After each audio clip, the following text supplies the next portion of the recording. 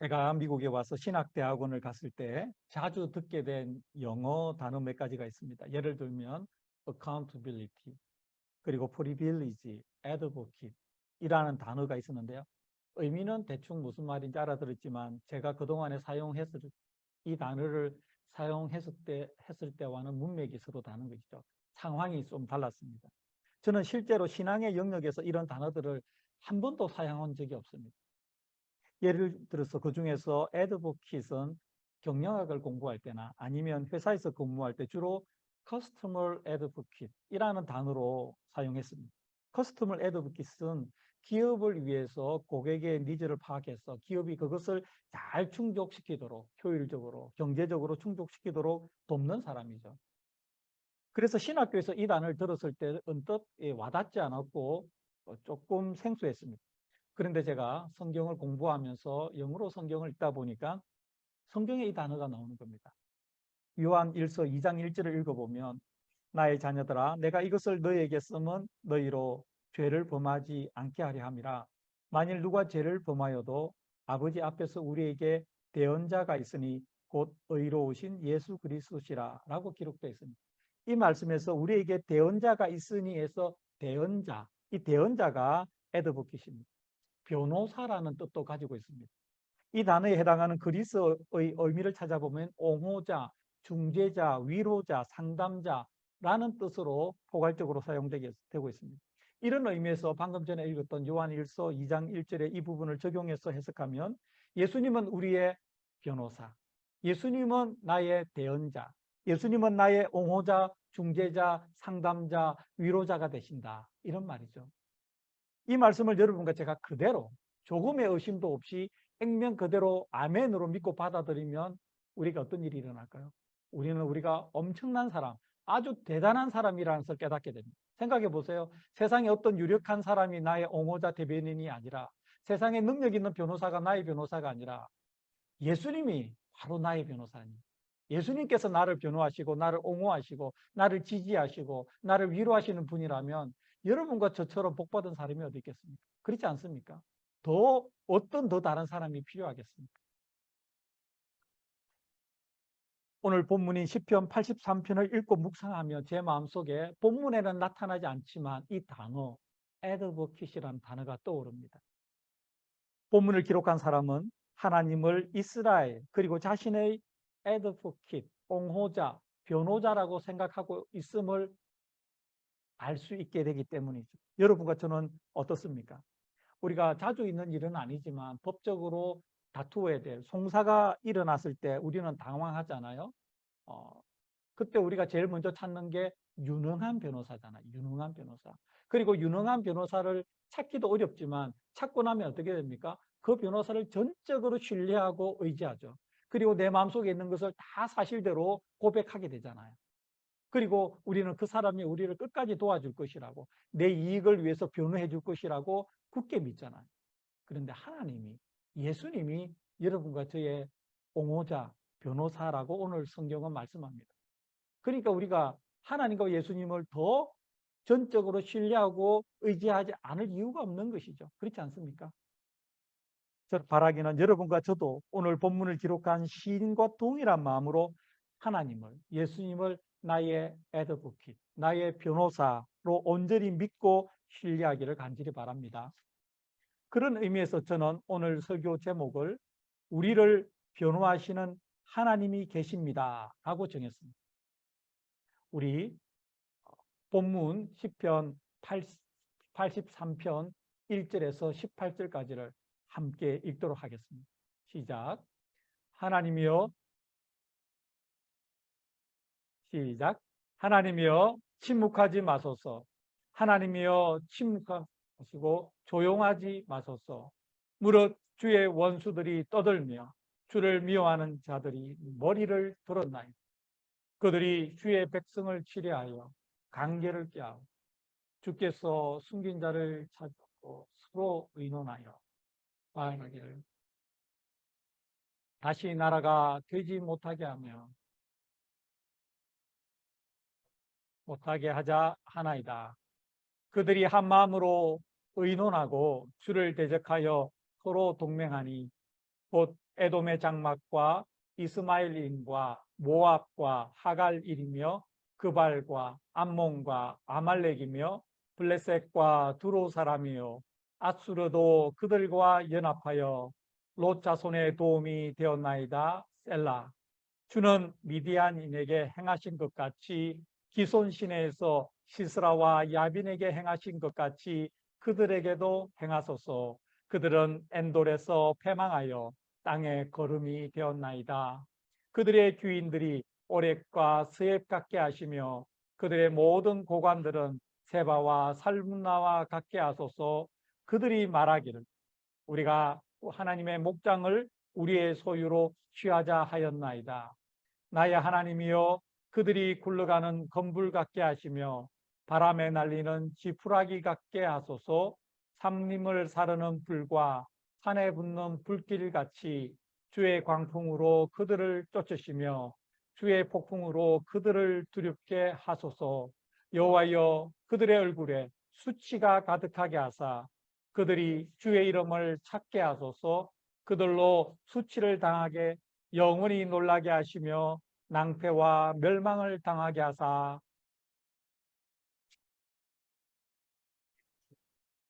알게 하소서. 아멘.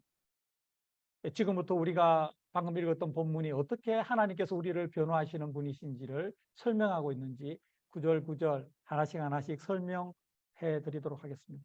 먼저 오늘 제목인 우리를 변호하시는 하나님이 계십니다를 다 같이 한번 따라서 해보겠습니다. 우리를 변호하시는 하나님이 계십니다. 아멘. 하나님은 성경에 의하면 정말로 우리를 변호하시는 분입니다. 정말 그렇습니다. 앞에서 읽었던 신약 성경도 그리고 지금부터 살펴볼 구약의 시편도 하나님은 우리를 변호하시는 분이라고 분명하게 말씀하고 계십니다. 그렇다면 하나님께서 우리를 변호하시는 이유가 무엇일까요? 아니 하나님께서 우리를 변호하셔야만 하는 이유가 있다면 그것은 무엇일까요? 첫 번째로 하나님께서 우리를 변호하시는 이유는 우리의 대적이 너무 강하기 때문에 우리의 대적이 너무 강하기 때문에 우리가 그 대적을 우리의 힘으로는 감당할 수 없기 때문에 하나님은 우리를 홀로 버려둘 수가 없는 것이죠. 우리를 적극적으로 변호하시고 옹호하시고 지지하지 않으시면 우리가 이길 수 없기 때문에 하나님은 우리를 변호하십니다. 본문 1절에서 4절까지를 다 함께 읽겠습니다. 하나님이여 침묵하지 마소서. 하나님이여 잠잠하지 마시고 조용하지 마소서. 무릇 주의 원수들이 떠들며 주를 미워하는 자들이 머리를 들었나이다. 그들이 주의 백성을 치려하여 관계를 꾀하며 주께서 숨기신 자를 치려고 서로 의논하여 말하기를 가서 그들을 명하여 다시 나라가 되지 못하게 하여 이스라엘의 이름으로 다시는 기억되지 못하게 하자 하나이다. 시인은 1절부터 매우 간절하게 하나님께 기도합니다. 그는 이렇게 부르짖어 기도하잖아요. 하나님이여 침묵하지 마소서. 하나님이여 조용하지 마소서. 잠잠하지 마시고 조용하지 마소서. 만약에 하나님께서 침묵하시면 하나님께서 잠잠하시면 조용하시면 자신은 감당할 수 없는 혼란 속으로 빠져들어갈 수밖에 없다고 그렇게 조바심 내며 하나님께 간절하게 매달립니다. 우리가 뒤에 이어지는 구절들을 읽어보면 그가 그럴 만도 하다는 생각에 그의 다급함이 납득이 됩니다. 2절에서는 이렇게 되어 있잖아요. 주의 원수들이 떠들며 주를 미워하는 자들이 머리를 들었다. 머리를 든다는 것은 상대방에 대한 적대감을 노골적으로 드러내는 것이죠. 원수들이 대적들이 이스라엘을 향하여 노골적으로 적대감을 드러내었어요. 3절에 보면 그들이 주의 백성을 치려하여 관계를 꾀하고 얼마나 교활한지 모릅니다. 이 악한 사람들, 이 악을 꾀하는 사람들은 지혜롭기가 감당이 안 됩니다. 우리 같은 사람은 잘 못합니다. 평소에 그런 일을 늘 염두에 두기 때문에 교활하기가 여러분 감당이 안 됩니다.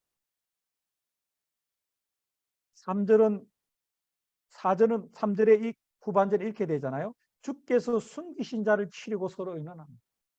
그 교활한 사람들이 모여가지고 주께서 연약하기 때문에 안전한 곳에 숨겨둔 사람을 찾아내어서 어떻게 하면 우리가 없애버릴까 그렇게 상의합니다. 4절에서는 마침내 그들이 이스라엘을 이 땅에서 완전히 없애버리자고 그렇게 결의합니다. 여러분 그러니 시인이 다급하고 절박하지 않을 수 있겠습니까? 어떤 사람이 우리를 향해서 그런 악한 생각으로 우리를 쬐어온다면 우리는 마음이 어떻겠습니까? 잠시라도 우리가 눈을 붙이고 쉴 수가 있겠습니까? 그럴 수가 없습니다. 여러분, 어떤 사람이 작정하고 사기를 치고 달려들면요, 그거를 분간하기가 보통 어렵지가 않습니다. 한국에 보세요. 요즘에 무슨 전세 사기가 일어나가지고 얼마나 많은 사람이 고통을 당하고 목숨을 버리는 사람까지 생깁니까? 악한 사람은 정말 교활하고 정말 간사하고 정말 악합니다. 그러니 하나님께 매달리지 않을 수가 없는 상황이죠. 만약에 하나님께서 침묵하시면, 잠잠하시면, 간섭하지 않고 멀찍이, 이게 조용하다는 의미를 좀 더 자세히 풀어보면 간섭하지 않고 멀찍이 서서 그냥 관망하는 것, 그것을 조용하다고 표현했습니다. 그래서 하나님께서 그 상황에서 간섭하지 않으시고 멀찍이 떨어져만 계시면 이스라엘은 그냥 망하는 거죠. 역사에서 사라질 수밖에 없습니다. 모든 백성은 죽거나 고초를 겪을 수밖에 없는 상황입니다. 그리고 이어지는 내용은 우리가 볼 때 시인의 이러한 상황 인식이 절대 과장이 아니라는 것을 알 수 있습니다. 본문 5절에서 8절까지를 다 같이 읽겠습니다.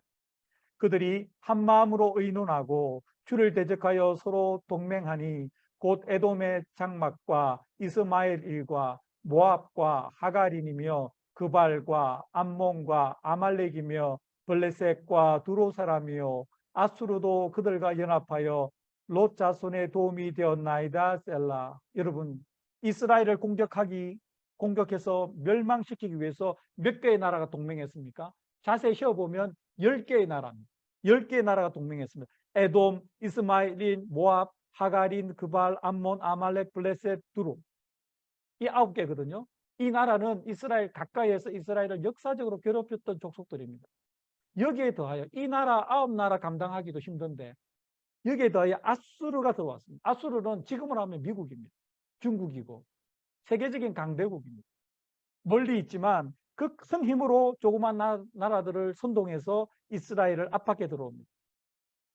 그러니 이 10개의 나라는 이스라엘이 상대하기에는 강해도 너무 강한 적국의 동맹이었습니다.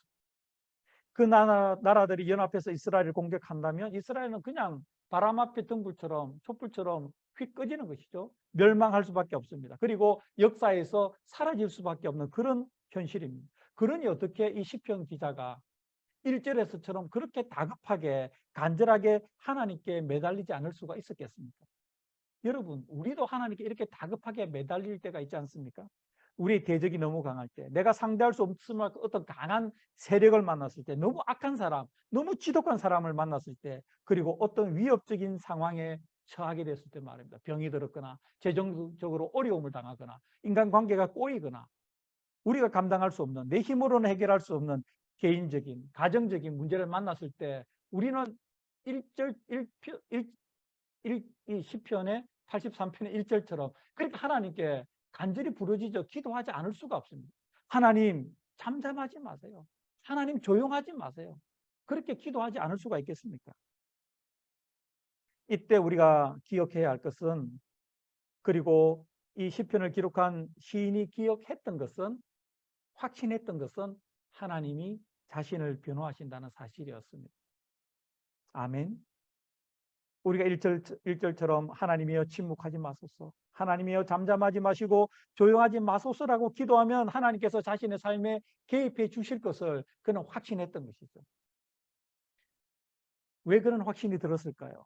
왜 그렇게 확실히 들었을까요? 하나님은 우리의 상황이 얼마나 위험한지, 하나님께서 우리 삶에 개입하지 않으시면, 우리를 변호하시지 않으시면 우리의 힘으로는 대항하기에 우리 대적이 너무나 강하다는 것을 하나님은 정확하게 아시기 때문에 우리 삶에 개입하지 않으실 수가 없는 것이죠. 그러니까 하나님이 우리를 변호하신다. 이러한 시편의 고백은 너무나도 정확한 고백일 수밖에 없습니다. 여러분과 제 상황이 열 나라가 연합하여 위협하는 것 같은 절박한 상황이 될지라도 우리가 그 상황에서 잊지 말고 기억해야 될 것은 하나님이 나를 변호하신다는 사실이죠. 오히려 내 대적이 너무 강하면 강할수록 하나님께서 더 적극적으로 내 삶에 개입하셔서 나를 옹호하시고 지지하시고 위로하시고 변호하신다는 사실을 우리는 반드시 기억해야 합니다. 아멘. 우리의 믿음의 선배 다윗, 다윗도 이렇게 신앙 고백했습니다. 시편 3편을 읽어보면 다윗이 이렇게 고백합니다.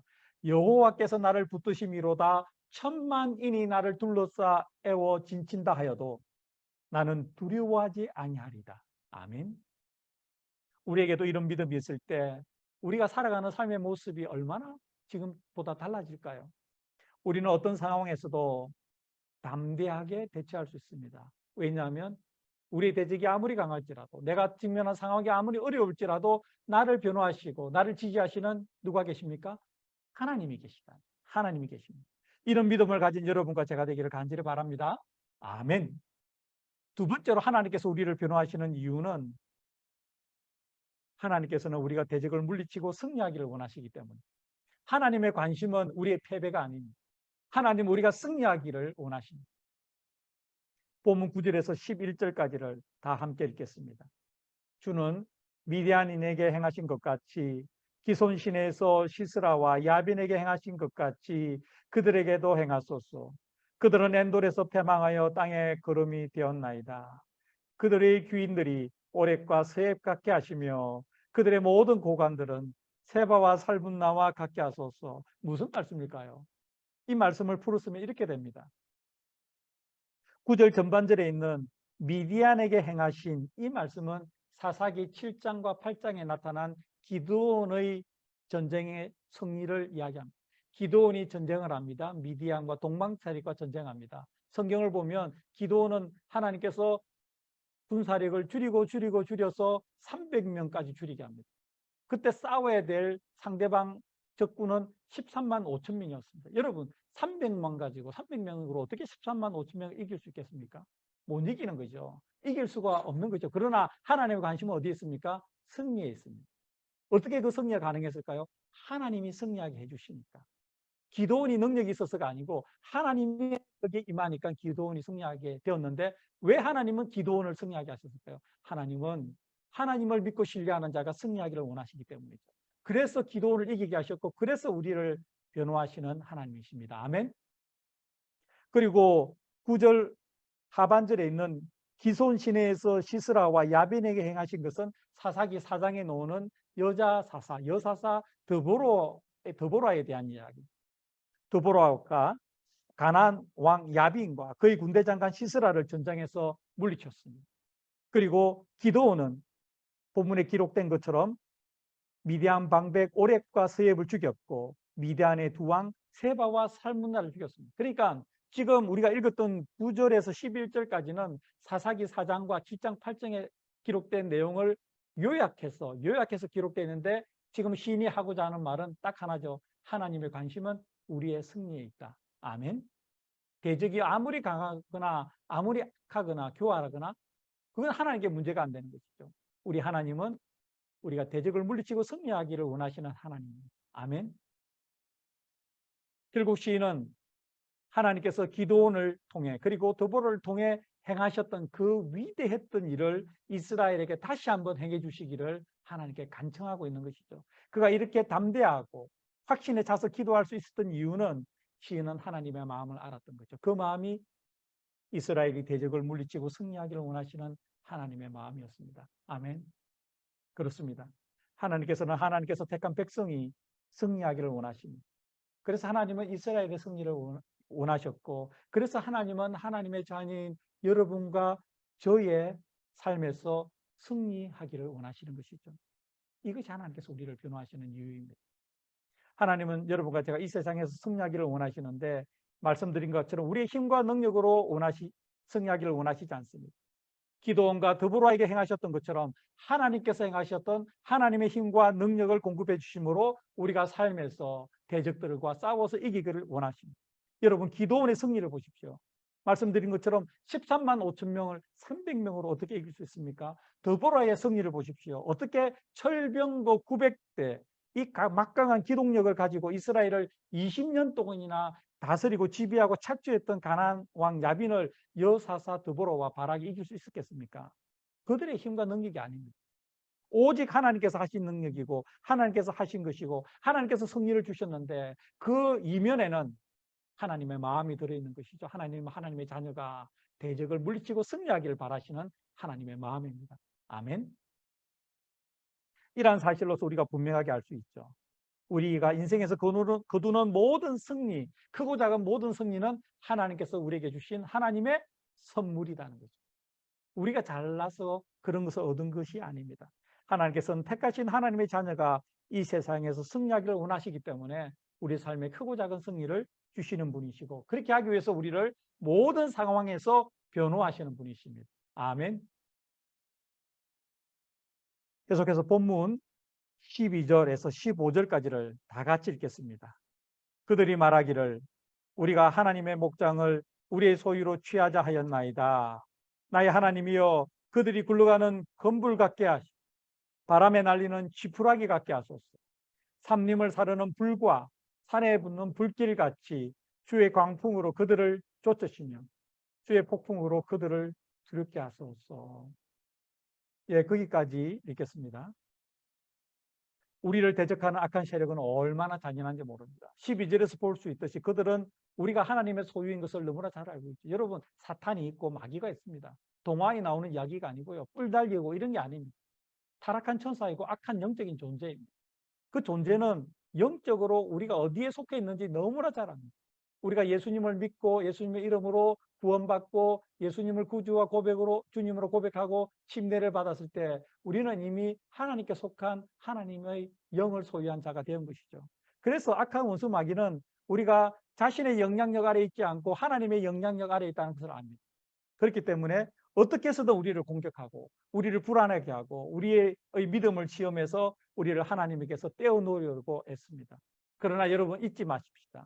기억하십시다. 하나님은 우리의 악한 대적 원수 마귀보다 더 위대하십니다. 아멘. 하나님은 우리가 대적을 이기고 승리하기를 원하십니다. 아멘. 시인은 이것을 알았습니다. 그래서 승리에 찬 목소리로 이렇게 기도하지 않았습니까? 우리 13절, 15절까지 다시 한번 다 같이 읽습니다. 시작. 나의 하나님이여, 그들이 굴러가는 건불 같게 하시며 바람에 날리는 지푸라기 같게 하소서. 삼림을 사르는 불과 산에 붙는 불길같이 주의 광풍으로 그들을 쫓으시며 주의 폭풍으로 그들을 두렵게 하소서. 아멘. 만약에 우리를 변호하시는 하나님께서 우리가 이렇게 기도하시는 것을 들으시면 어떻게 생각하실까요? 굉장히 기뻐하지 않겠습니까? 내가 하나님의 입장에서 내가 누구인 줄 아는구나. 너는 하나님을 하나님으로 인정하고 고백하는구나. 우리가 하나님을 하나님으로 인정하고 고백할 때 어떤 일이 일어납니까? 하나님께서 영광을 받으시는 거죠. 하나님 그것을 너무 좋아하시는 거죠. 하나님의 자녀가 하나님께 영광 돌리는 것보다 하나님께서 더 기뻐하시는 것이 없습니다. 우리를 변호하시는 하나님께서 이런 기도를 들으시고 우리에게 우리의 입술의 고백과 똑같은 일이 현실로 일어나게 하십니다. 그래서 하나님은 우리를 변호하시고 승리하게 하시는 분이십니다. 본문 16절에서 18절까지를 다 함께 읽겠습니다. 여호와여, 그들의 얼굴에 수치가 가득하게 하사 그들이 주의 이름을 찾게 하소서. 그들로 수치를 당하여 영원히 놀라게 하시며 낭패와 멸망을 당하게 하사 여호와라 이름하신 주만 온 세계의 지존자로 알게 하소서. 아멘. 누가 이렇게 이스라엘 백성을 도우시고 누가 이렇게 우리를 도우시고 누가 이렇게 우리로 하여금 승리하게 하시고 누가 이렇게 우리의 변호자가 되십니까? 하나님이십니다. 온 세계의 지존자이신 하나님이십니다. 사랑하는 교회 여러분, 오늘 본문을 통해 시인은 확신에 차서 이렇게 노래했죠. 하나님은 이스라엘을 변호하시는 분이십니다. 이 고백에 우리는 이렇게 화답했으면 좋겠습니다. 우리를 변호하시는 하나님이 계십니다. 한번 해보겠습니다. 우리를 변호하시는 하나님이 계십니다. 하나님이 계십니다. 여러분과 저는 하나님이 나의 애드보키심을 믿기를 바랍니다. 여러분과 저희 입에서 이런 믿음의 고백이 선포되기를, 모든 상황에서 주눅들지 말고 하나님이 나의 변호사이심을 확실하게 믿고 담대하게 살아가는 여러분과 제가 되기를 예수님의 이름으로 기도드립니다. 아멘. 기도하겠습니다. 하나님께서 나의 옹호자, 변호사가 되어주시니 감사합니다. 오늘 주신 말씀처럼 이 하나님 되심을 높여 찬양했던 시인처럼 우리도 그렇게 살아가게 하여 주시옵소서.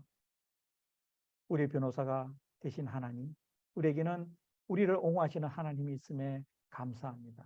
하나님, 영광 받아 주시옵소서. 우리의 삶을 통해, 승리를 통해 하나님께 온전히 영광 돌려드리는 저희들 되게 하여 주시옵소서.